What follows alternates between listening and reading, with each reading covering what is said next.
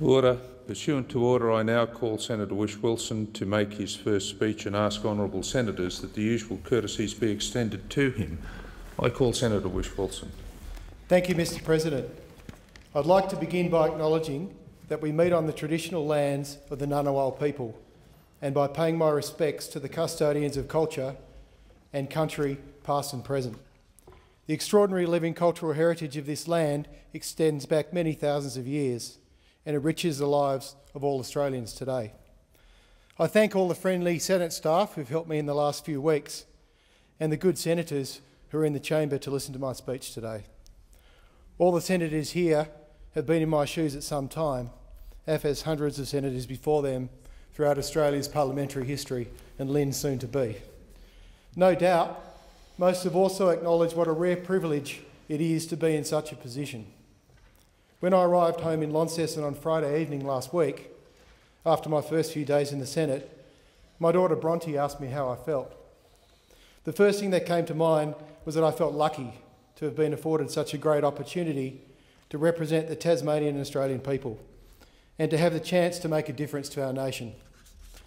Big moments in your life call for reflection.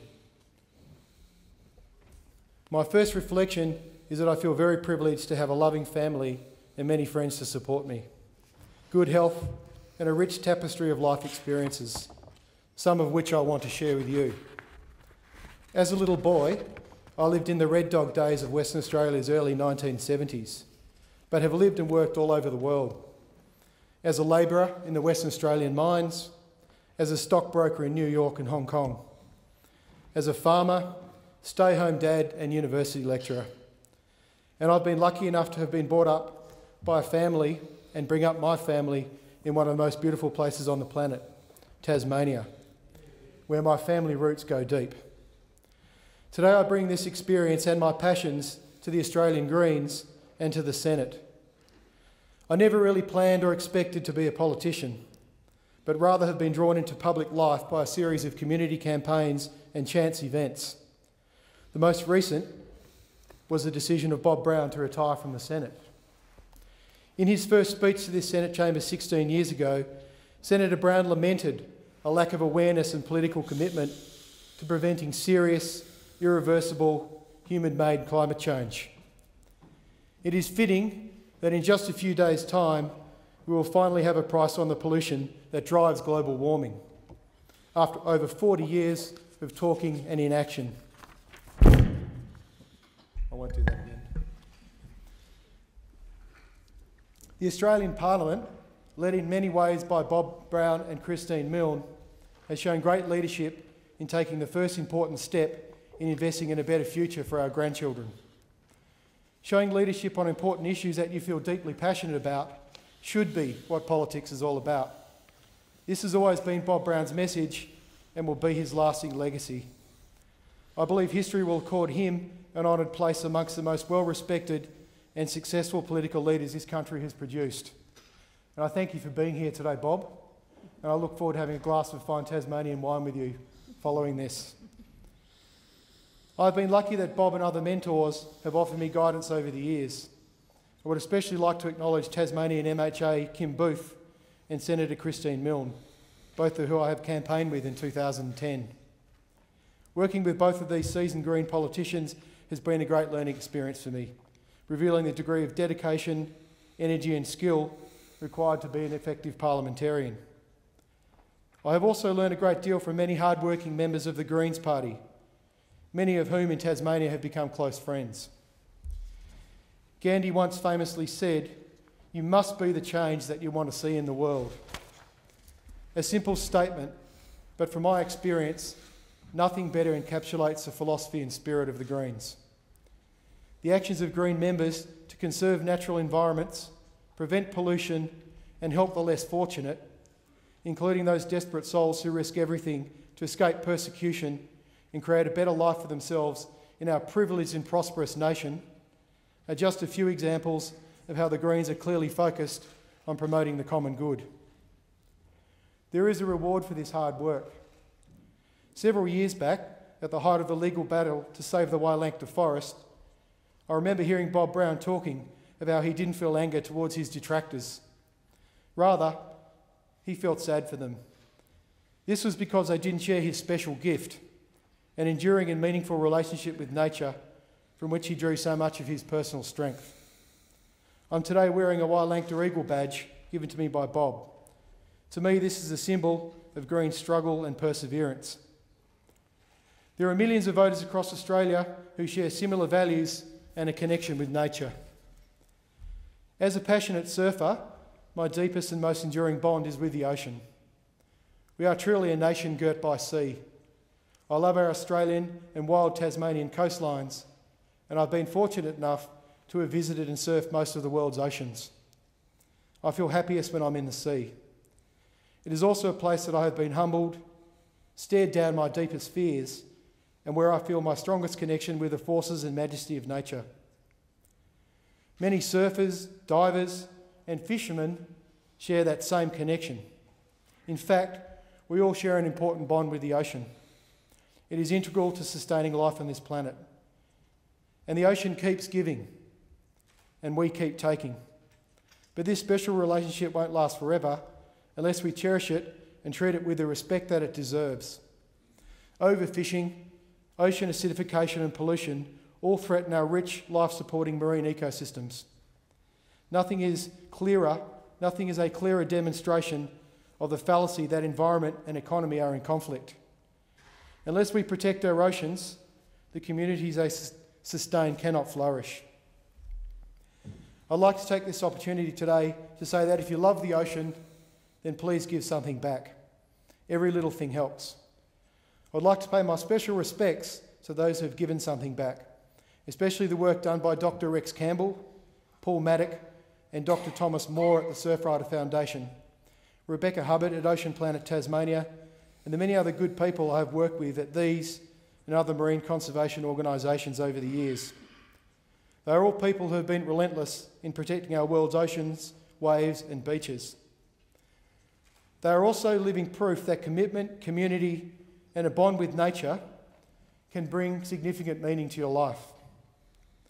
Respecting those with a deep commitment to the natural environment will be critical to understanding and solving many of today's environmental conflicts.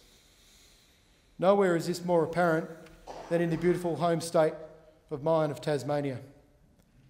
Recently I heard a well-known Tasmanian identity on the radio, labelling those who would oppose new development in Tasmania's world-famous national parks as economic vandals. Others have used the same phrase to describe conservationists opposing open-cut mining in the Tarkine Wilderness area, an area of recognised World Heritage significance, and the clear felling of our rare ancient forests in the Wealden Florentine. The irony of this statement is that these so-called economic vandals are largely responsible for the preservation of Tasmania's world-famous landscapes and thriving ecosystems, which today deliver a significant economic boon to Tasmania. There is a premium on wildness in the world today, and few would dispute that our national parks, World Heritage areas and other conservation areas are the best assets we own in Tasmania, or that this is what distinguishes Tasmania from the rest of this great nation.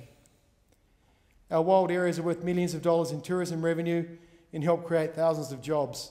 They are also directly linked to the Tasmanian clean green identity, originally promoted by Christine Milne in the 1980s, which is so critical and crucial to marketing our high-value, world-class agribusiness products. It is estimated the conservation of our remaining forest reserves could also bring in billions of dollars in carbon offset revenues into the future. By refocusing the extraction of our high conservation value native forests onto sustainable management, the world will continue to experience these magnificent places. And by doing so, we could receive revenues to invest in schools, hospitals and programs for reskilling workers. Tasmania is on the cusp of this reality today, but this will require courageous political leadership and a price on carbon pollution. So rather than attacking conservationists, economists like myself should be thanking them. It sounds simple, but some respect and acknowledgement would be a good start to any future dialogue on controversial economic projects in Tasmania. Since I'm assuming the Senate seat vacated by one of the country's most prominent environmentalists, Much attention in recent weeks, especially in the media, has been focused on my background and path to green politics. One thing I have learnt over recent years is that many paths lead to being green, in terms of both philosophy and action. And it's my experience that no one has a monopoly on what it means to be an environmentalist or a social change activist. A common thread, however, is that most of these people can point to an event or a significant turning point that has shaped their life's journey or worldview. On reflection, my journey to this place today started in the late 1990s, when as a young stockbroker in New York, I experienced an epiphany of sorts. The year was 1997. My company, the late Merrill Lynch, decided to restructure our Australian team and send me home to Melbourne. I'm a person who values loyalty, and after all my hard work, I was gutted. On the day before my departure, I was offered what was then a dream job, working as part of a global mining research team for UBS Bank, Switzerland. I was given 5 quiet minutes to myself in the recruitment office to consider my new offer.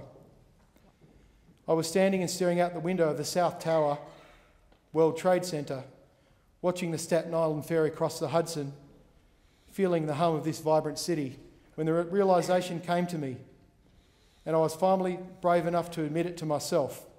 I felt unhappy and unfulfilled. The pursuit of a bigger salary, bonuses and living the high life in New York meant little to me. I not only wanted to go home, but from that moment I determined to change my life and pursue a different course and seek a deeper meaning. I have since found this meaning in nature and in the greens. A few years later, when a 737, fully laden with fuel and passengers, struck the South Tower of the World Trade Centre,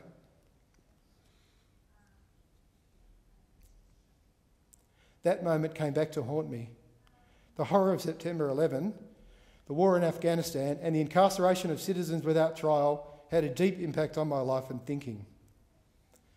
I marched at a rally for the first time in my life as a banker in Sydney, in protest against the spin-fuelled madness leading up to the invasion of Iraq in 2003.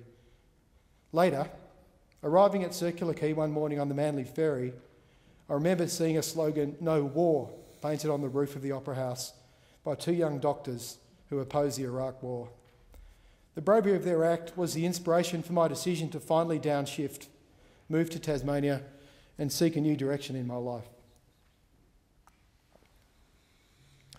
I decided to plant some vines, go surfing and most satisfyingly be a stay-at-home dad. The Tamar Valley was a perfect backdrop to my sea change. As many friends told me, I was living the dream. It's hard to believe how important a small patch of vineyard soil has become to my life, a tiny but vibrant ecosystem that has become an extension of myself. Studying such subjects as botany, plant physiology, soil science and chemistry at Charles Sturt University was a revelation, totally altering my worldview. Suddenly growing things was what seemed important, as I found inspiration in nature's simplest and most ancient forms. It also helped to be working in the Tasmanian wine industry, with its bunch of characters and fabulous creative people, many of whom shared a similar philosophy and passion for rural life. I treasure those friendships. But my ideal was soon to be shattered when in 2004 I found myself suddenly thrown into what has now been an 8-year community campaign, at first questioning, then opposing a proposal by Tasmanian logging giant Guns Limited to build one of the world's largest pulp mills in the Tamar Valley, very close to our family home and business. If built, this pulp mill would dump up to 50 billion litres of industrial waste into Bass Strait each year, just upwind of a seal colony, popular surf break and fishing areas. Pulp mills have developed nasty reputations over the years, all around the world, and deservedly so. The history of polluting waterways with toxic effluent and making local residents sick from foul odours and noxious emissions is legendary. After visiting pulp mills in New Zealand myself on a fact-finding mission, I became extremely concerned about the impact that such a large-scale industrial development, with its thousands of truck movements a day, would have on the beautiful Tamar Valley, especially on the reputation of local vineyards, tourism operators and agribusinesses, which rely so heavily on a clean and green image. I was shocked by how rational, sensible people seeking answers were soon treated with contempt, were publicly attacked, and ultimately were officially ignored when the Lennon Labor government abandoned due process, ditching the independent umpire to fast-track the pulp mill proposal through Parliament in 2006 via special legislation for guns. I remember well the words that celebrated author and activist Richard Flanagan, a consistent champion supporting those opposed to this deeply divisive proposal, penned to my father. Richard said, "It may well be that lies are quick and the truth is slow, but the truth is also inexorable and undeniable. And the lesson of history is that the truth is ultimately always heard. I take my compass in this life not from despair, but from hope." Only later did the truth emerge surrounding the reasons for Gunns' special fast-track legislation. Gunns had pulled out of the proper Resource Planning and Development Commission because it was deemed critically non-compliant in many areas, was unlikely to receive approval for its pulp mill without addressing additional key risks identified in the independent assessment process. Many of this proposal's risks remain unresolved. It is the key reason Gunns Limited lacks a social licence for its project today. It was always going to be a difficult fight for a community against a large, aggressive and litigious corporation, a government and other entrenched powerful vested interests in Tasmania. But fight it we did, and this fight continues. I commit myself to continue this confrontation with those who would destroy our natural world for higher short-term profits. Gunns' pulp mill proposal has become one of Australia's most public, bitter and controversial environmental battles. The pulp mill debate took a long-standing forestry conflict over the use of high conservation forests for wood chips, out of mind and out of sight for so many, and landed this squarely in the backyard of many Tasmanians. The whole state and indeed nation was drawn into the conflict over Tasmania's ancient forests. The pulp mill issue has both touched and reflected on just about every aspect of Tasmanian life, and in many ways it is a mirror image of other disturbing environmental conflicts in Australia today. Coal seam gas exploration, a controversial LNG plant in the Kimberley, coal ports abutting the Great Barrier Reef, and offshore drilling for oil and gas in marine protected areas. One positive is that we can learn many lessons from the pulp mill saga in Tasmania. Don't cut environmental and other planning corners. You will ultimately be held responsible for your actions, and it will cost you in the long run. Listen to, respect and generally address the concern of all stakeholders. Don't assume jobs and shareholder wealth should always be put before the environmental and social concerns. In the end, unless environment and community are respected, jobs and wealth will fail. Passionate and informed people will fight to uphold their values. Expect this. Whilst I have strongly opposed the pulp mill project on deeply felt ethical, social and environmental grounds, I accept that the cause of much of this environmental conflict in Tasmania and elsewhere in the country lies in a lack of immediate and clear alternative job and business opportunities. I didn't nominate to become a Greens parliamentarian simply to be part of a protest movement, nor just to question or oppose bad projects or policy. I'm here today because I feel, given my business background and unique combination of life experiences, a responsibility to propose smart, sustainable alternative opportunities for employment and human well-being. When campaigning with Senator Christine Milne in the 2010 federal election, I learnt we had much in common, not least our connections with rural Tasmania. We share the view that the Australian Greens must commit to developing platforms for progressive business development. It's important to stress this doesn't mean I support economic growth for growth's sake, or that I believe in free market philosophies. I don't. The idea that economic growth and the common good are the same thing is a dangerous one.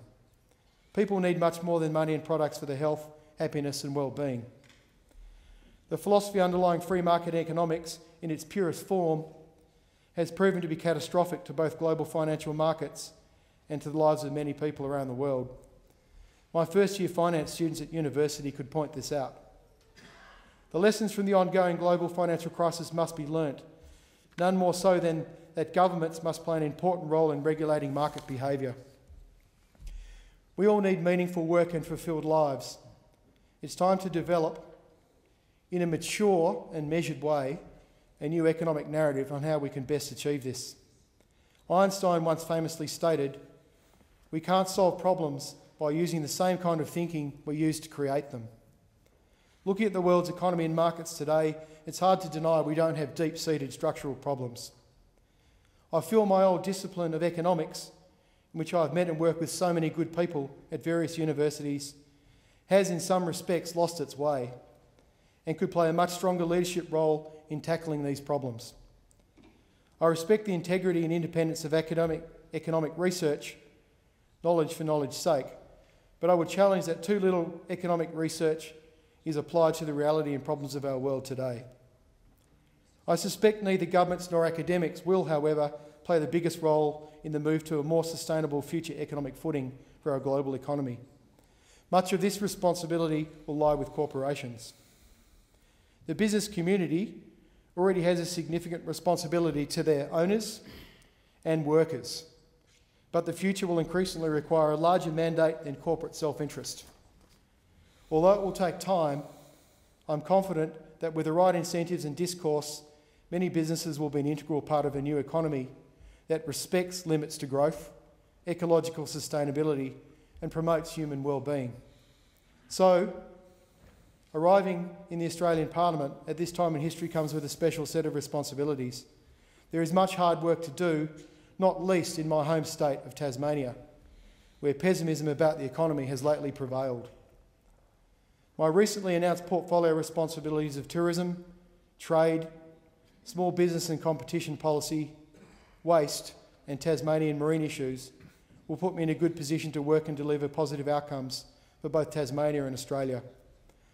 I look forward to working with my fellow Green parliamentarians and indeed all senators in this chamber to seek new positive solutions and directions for Tasmania and Australia, ecologically, economically and socially. I hope that the future is bright green. Finally, I'd like to pay the biggest homage to those loved ones closest to me, who will ultimately share the burden of my work. Natalie, my lovely wife, best friend and life partner, who has supported me for so many years, my two rascal kids, Bronte and Finn, my brother David and sister Kerry, and the two most important mentors and influences of my life, my mother Rosemary and father Tony, who have always shown me unconditional love. This is the hard part. If every child were lucky enough to have such parents, the world would be a much better place. Thank you.